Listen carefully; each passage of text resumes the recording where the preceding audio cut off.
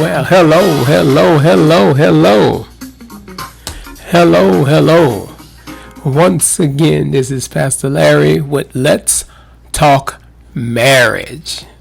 Our topic on today is going to be none other than communication between husband and wife. A lot of people have problems communicating with each other. I had mentioned last week, and let me clarify some things. I had mentioned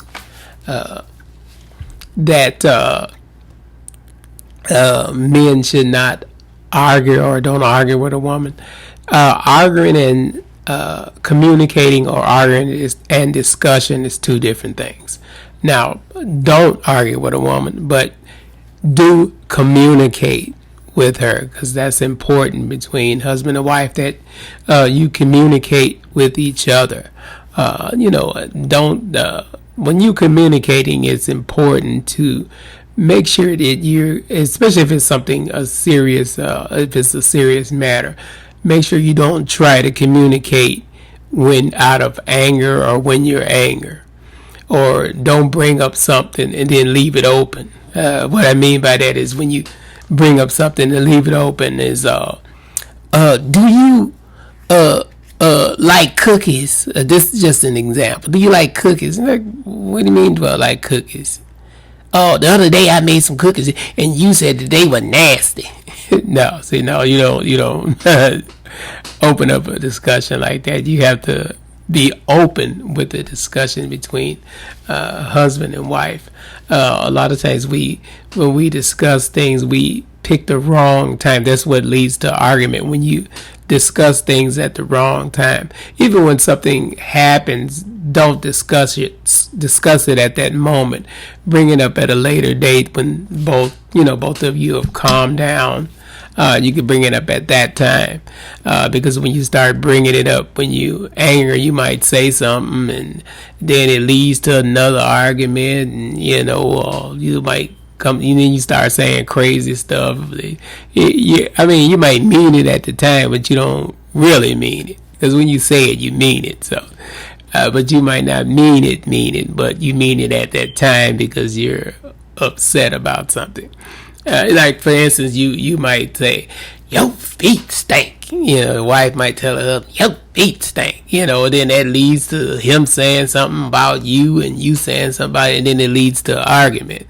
I've seen so many people talk about how they, on their way to church, they driving down the street and one looking out the window because they mad at the other one.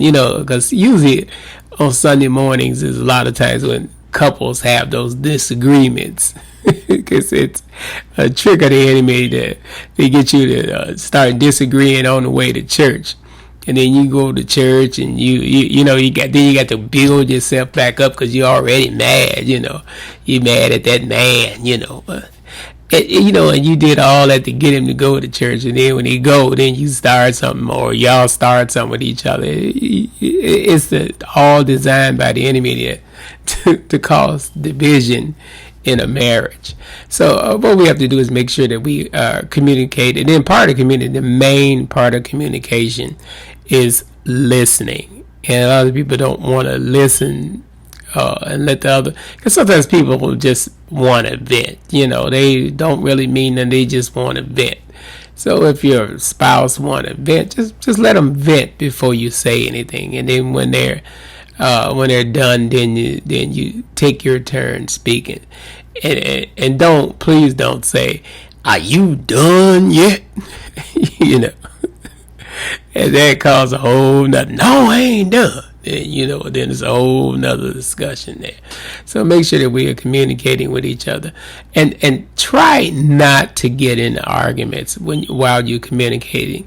And again, to avoid that is to make sure you communicate on a subject that while you both are not when you both are not angry. So, because if you try to, because nobody communicates when they're angry. Because when you communicate when you're angry, your nose gonna start flaring up, and your eyes gonna start, yeah, what, yeah, So don't communicate like that, and don't get to a point where you got to go sleep on the. I'm going to the other room. I'm going to the other room. I can honestly say, after 30 some years of marriage, I never had to sleep on the couch. I was like, no, I ain't sleeping on no couch. Cold. You ain't got no blanket. Because she going to keep the pillows and the blanket. Just go. Just go. When you get to the point where you say, no, just go. It's on then, And then, I'm the man. You going to do what I say, woman. You won't do it. No, don't go that route. Please, fellas, don't go that route. Because if you go that route, it's all over. It's all over. And then please don't bring up what your parents said or did. My mama was so right about you. My mama was right about you. You ain't no good. Look at you. Please don't do that. Don't bring up your parents in an argument. Don't bring up other people, and when you're having a discussion. Just like Sally Jane said, your man takes her out every day. You don't know what Sally Jane's husband did to try to make up. And that's why he taking her out every day, to make up for something silly he done did. So you can't go by what other people do in their household. And don't be putting your business in the street. Don't be telling your little friends and stuff with all about your husband. He did this and he did that. And then when they see it, they either looking at him funny or look at him with like this.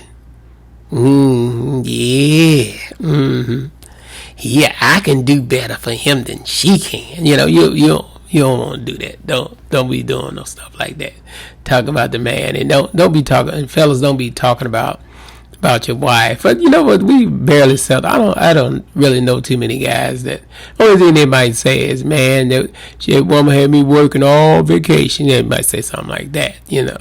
Or I got a honey-do list. You have a honey-do list, and she trying to communicate with you to do some stuff around the house, and it seems like every time you sit down and relax, you hear that, baby, I need you to do something. Just when you sit down to relax in your easy chair. It's an easy chair for a reason. So when the brother's in the easy chair, kind of give him a moment to doze off and wake up. Then ask him to do something. It's a matter of communicating with each other. My wife and I, we first got married. There was communication problems we had, but we learned to work them out after years of being married. That's why we've been married so long, because we communicate with it. And nobody's perfect. I still have my moments, when I don't want to say nothing or communicate, doing a discussion. And then there's some subjects, men just don't want to discuss it. They just go, yeah, okay, all right. Like when she saying something about, oh, you know what, we got to cut back on this. Or if he's saying, we got to cut back on this, okay, all right, yeah, we gonna do that. Yeah. Yeah, communicating is very important. And again, the main part of communication is listening. So make sure that we are listening to each other. Because when you're listening to each other, then you know what the other ones, where they're coming from. They can speak from the heart, because some people don't really share with their spouses, because they feel like they're not being heard. They feel like they're not listening.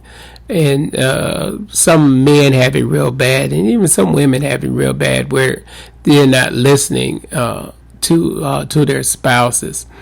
For instance, if they're on a job, in this day and age, there's most households have two income houses where both parties are working. Like, for instance, one of the parties might be working a job where it's very stressful, and they're thinking about leaving a job, or and looking for other avenues. to relieve the stress, because if when you're working a job that's stressful, that's not a lot of fun. So we have to communicate that with our spouses, so they'll know that that you're under stress on your job, and you can work things out, and they'll have your support. You'll support each other. Make sure we're supporting each other, and part of communication is support. When you support each other, you're lifting each other's up, and it's our job as husband or wives to be encouraging and uplift our spouses. When they're down, just uplift them. I know some women I don't like no whining man. It's not that some men, a lot of men that are whining. We just have to make sure that we are supporting our men, especially African American women. Make sure you're supporting that man. But in his endeavors, sometimes they might fail in something. Lift them up. If they try to fix a light and it go bad, at least he tried to fix the light before he called somebody else to fix it. Give them that benefit of the doubt. And fellas, when you communicating with your wife, always encourage them, whatever they're doing, cooking or whatever. Make sure you encourage them. If they don't want to cook, make sure that you help them out, and don't be, oh, that's your job. That's your job. My job is to be the man, But nowadays, you can't come out like that. You come off like that, you gonna get told off. And especially couples that are in the ministry, make sure that we are respecting each other and listening to our spouses. If you guys are at a church and your spouse doesn't like that church, listen to what he has to say. Don't just go off and say, you don't like it because you're a devil. No, listen to. They might have some legitimate concerns. Address the concerns that he or she might have about that church. So because you should be on one accord when you're in the church. You both should be in agreement to be at certain church, whatever church that you are attending. If the husband doesn't like or don't want to go to that church, then you have to follow your husband. I'm sorry, ladies, but you have to follow your husband. If he finds a church that he's comfortable with, go with him. And that way you'll keep him in church. And the reason you keep him in church is because of the communication.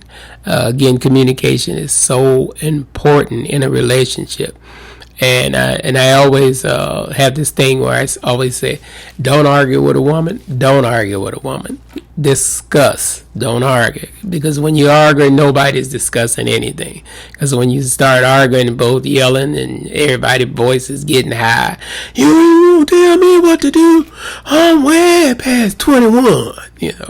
We do. We start going there. You go there, then you got to talk about the man, mama, and he got to talk about your mom. That's why you're just like your mama.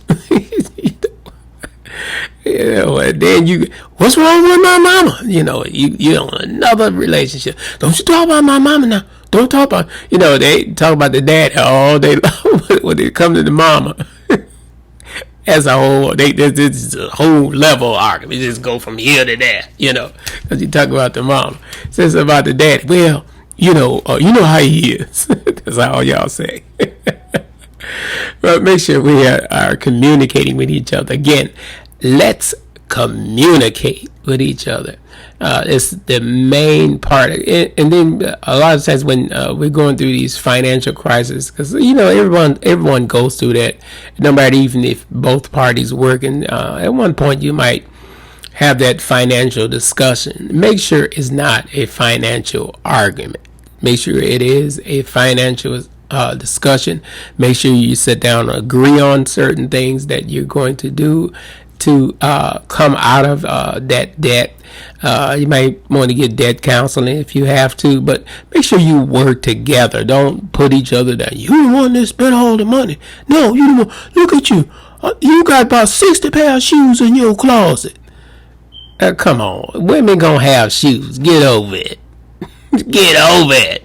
They're going to have shoes. They're going to have a lot of dress. They're going to have a lot of clothes. When was the last time you counted your shoes? Because I know I got quite a bit of shoes. Yeah, I do. I can't wear all of them shoes. But you know what? When you are blessed, you gonna have. My wife always said, "Lord bless you with more than enough." So when you blessed with more than enough, you gonna have more. Because sometimes we just look around and say, "Where all this stuff come from? Where does stuff come from?" So make sure when you discuss things, don't put blame on the other one. You spend all no, we spend all the money, and make sure that you. When you're budgeting, in your discussions, make sure you plan together a vacation together and time together to relax, and that way because when you're in a relaxed atmosphere, you can easily communicate. For instance, if you're out to dinner or something like that, you can communicate better. You can't always communicate. Y'all standing in a hot garage, it's 90 degrees. Y'all decide to discuss something. Somebody's going to get upset because it's hot. Make sure you're in a nice, cool atmosphere with some air conditioning and some soft music. And, then you can discuss things better that way. Don't discuss it in a hostile environment. Let's just put it that way. Don't make a serious discussion in a hostile environment. And a hostile environment could be an environment where y'all just somebody just said something that made the other one mad, and then now you want to tell them about what it. Tell them, I'm gonna tell them about themselves. Don't tell nobody about themselves, because if you tell somebody about themselves, they're gonna tell something about yourself, and then they're gonna go back and forth and back and forth.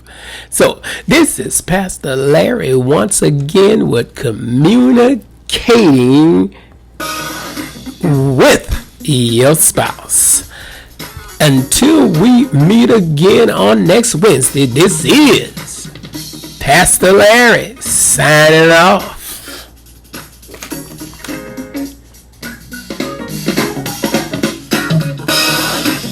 Yes, see you when I see you. God bless you. God bless you until we meet again.